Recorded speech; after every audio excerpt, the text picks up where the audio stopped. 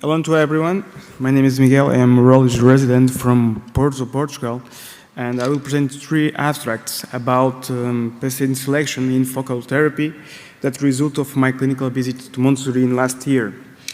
So, our initial question is about if MRI and biopsy is sufficient to rule out clinical significant prostate cancer in the contralateral side.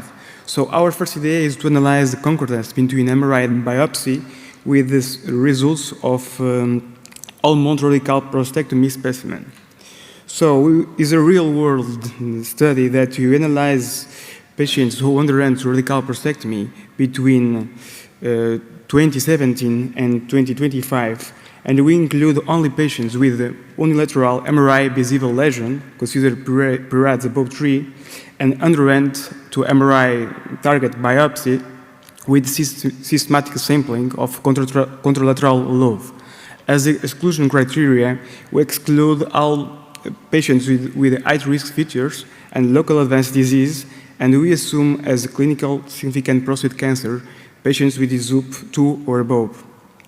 So our final sample is about with 108 patients, and what you saw at the biopsy overestimate the percentage of patients with high-risk AZUPs and ZUP 1, but most important is regarding to laterality, because we find that 90% of the patients have bilateral disease, and the initial cohort in MRI, all the patients have only unilateral disease.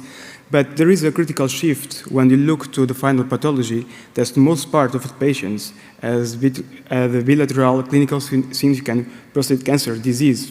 So our concordance is moderate, about 50%, that is common in literature, with a very low Cohen's kappa.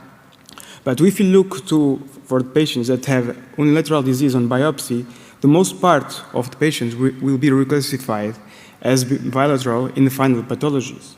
So, as the concordance between biopsy and final pathology is about 50%, is moderate, but there is a frequent upgrading to bilateral disease.